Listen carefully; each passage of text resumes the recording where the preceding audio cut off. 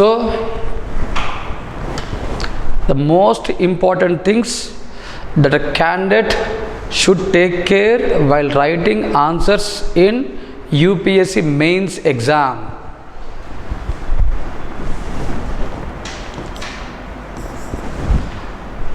First thing is attempting of questions.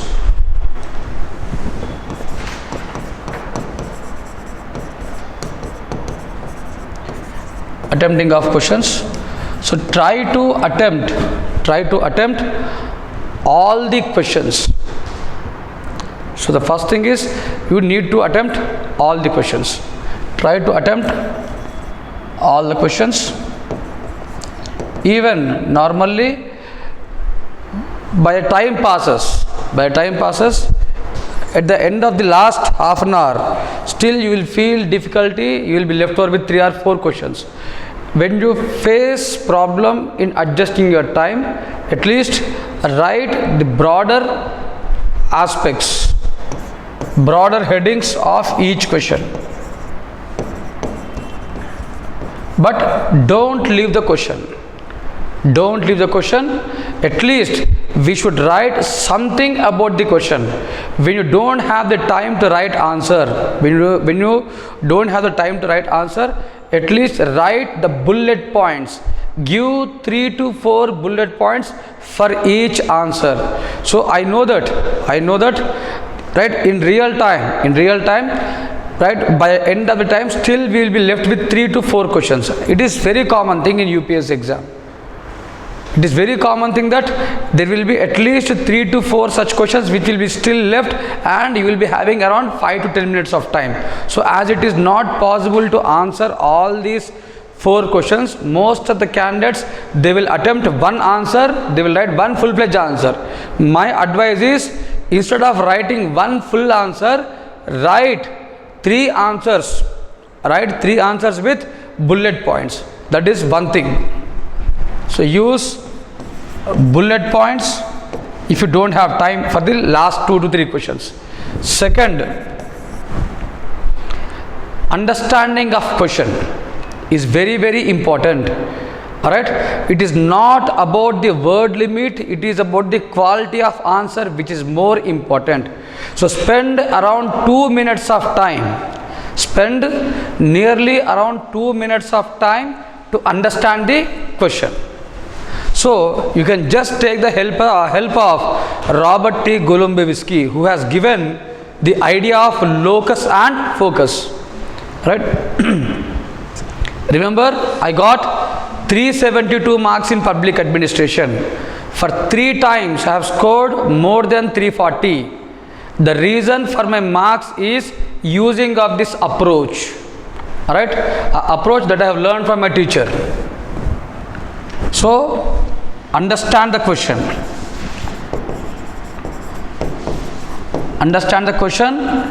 Use this concept of locus and focus. Alright, so locus means the topics that we should talk about. That is the the area of answer.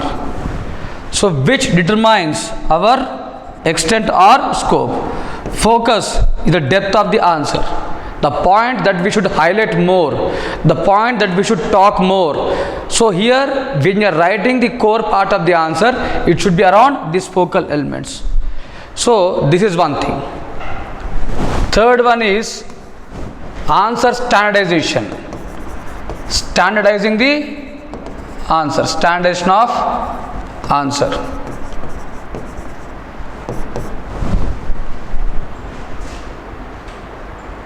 So if you take this answer standardization, to standardize our answer, always try to use the views of scholars, the views of thinkers.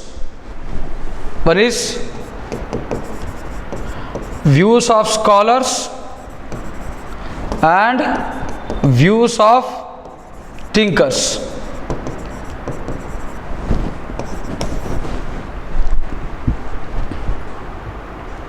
Next, in paper 2, apply both paper 1 as well as the reports, the recommendations of different committees. So use paper 1 in paper 2. It is mandatory. Use paper 1 in paper 2 wherever possible, to maximum possible extent. Bring in paper 1 into paper 2. Alright. Say I'll give one simple example. Writing answers in public sector units. In public sector units, that is the third chapter of paper 2, you can use Taylor. You can use motivation theories given by Herzberg, theory X and theory Y. So that is how you should use the paper 1 in paper 2. Right, maximum extent. Right. Second thing, use committee reports. Right, what second ARC is said, what first ARC is said. Focus on the pay commission reports, particularly the 6th pay commission as well as 7th pay commission. Alright, focus on reforms, recommendations given by different committees in civil services, in financial administration as well as in law and order administration. Focus on this and try to present these recommendations wherever possible. Alright. This is another area where we should take care of. Third one is graphical representation.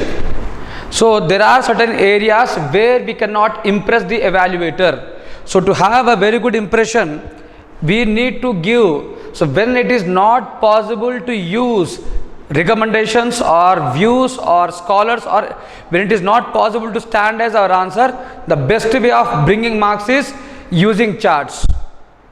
Right.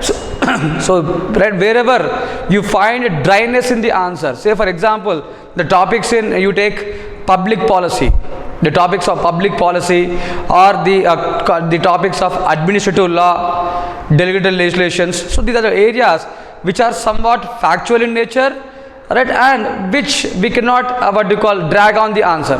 So in that areas, try to use charts. Alright. And another point which I missed is, while writing answers in paper 2, try to use the contemporary areas, the contemporary issues, that is bring in current affairs, use current affairs in answer writing. Using of current affairs. So if you do this, if you can present your answers by following this, definitely there will be an edge of 20 to 30 marks. I'm assuring that you can score 30 marks more than what you usually get. So more than 30 marks of your usual marks. And don't forget to underline.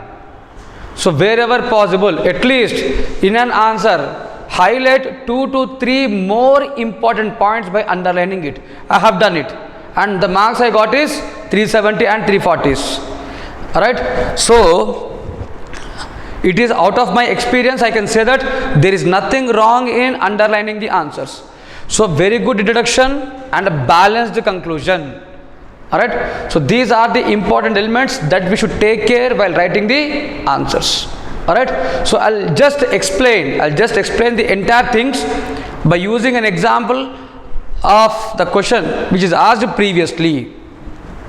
Alright, so let me take one simple example which is asked previously in the mains exam.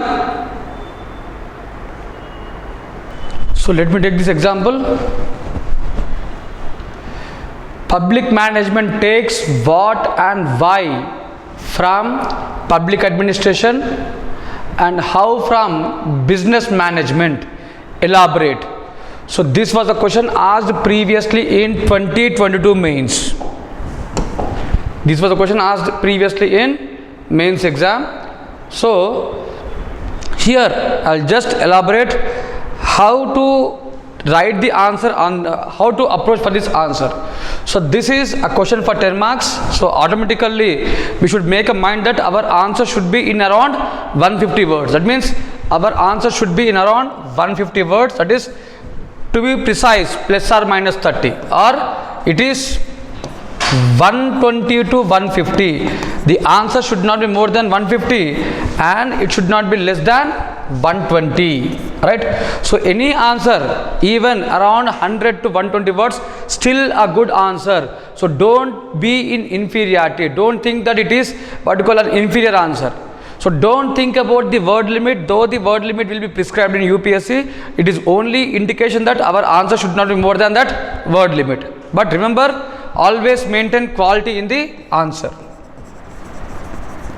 Always try to maintain quality in the answer. So first of all, understanding the question and preparing the answer.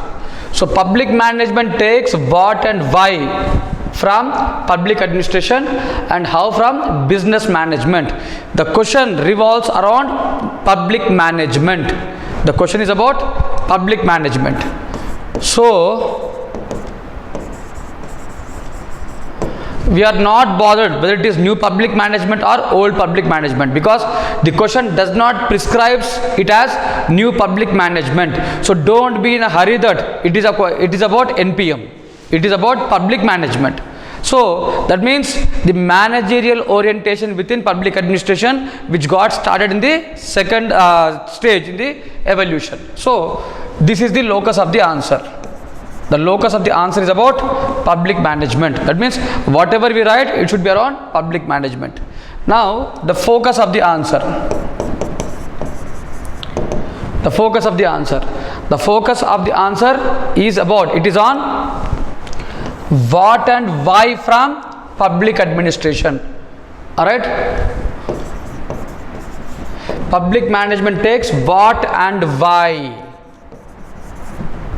What and why from public administration and how from business management. Alright, that is business administration. That is, we have two focal elements. One is what and why, and second one is how. So here I am not going to explain the entire answer. So you need to maintain this structure in the answer. Alright. So first, why this concept of public management has come. Alright. In what way public management and public administration differs. At least in one or two lines explain the difference between public management and public administration. Then go to the core part of the answer. That is what and why. Right. So what is taken from public administration? So public administration, right, deals with what? Explain the ethicalness, the moralness, the publicness in public administration. So why is taken? Why it is taken? The reason is in the evolutionary process, public administration lost its ethical character. It has lost its publicness. Right, by giving more importance to efficiency and economy. Alright, so explain what is taken in 20 words, then explain why it is taken in 20 words, then go for how from business administration or business management. So whenever we talk about business management, it is about the principles, the strategies. Alright, so the what you call the goals, it can be anything. Simply now you can use NPM. Right, the 10 elements of the 10 commandments of NPM. So what is taken from business administration, that is enterprising government. So bring in or use what you call the enterprising government. So talk about how. That means, and conclude the answer. Conclude the answer in a balanced way. So balanced conclusion is important. Balanced conclusion is important.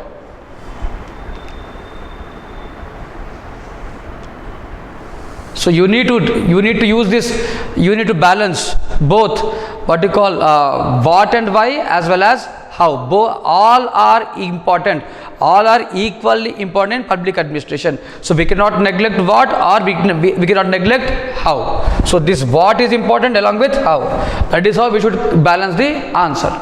So wherever possible, you can simply use the stage 2, the stage 3 NPM in writing the answer. So instead of cooking up the answer, if you can give the basic points and if you can give the basic what you call subject, it is enough to score good marks. Alright. So always try to use, right, the basic theories, whatever you have learnt in first chapter, second chapter, third chapter.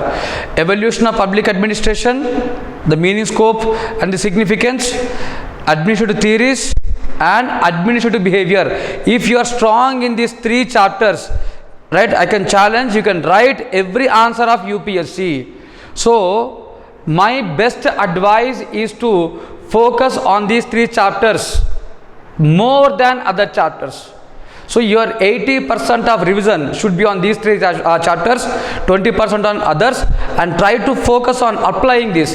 Application is the most important thing that you should do in exam. If you are good in application, if you are good in applying these 3 chapters, right, in all the remaining chapters, I am sure you won't get not less than 280 marks. I have seen this even from my previous students. The students who got rank, right, in the last year and the before year. So just do this.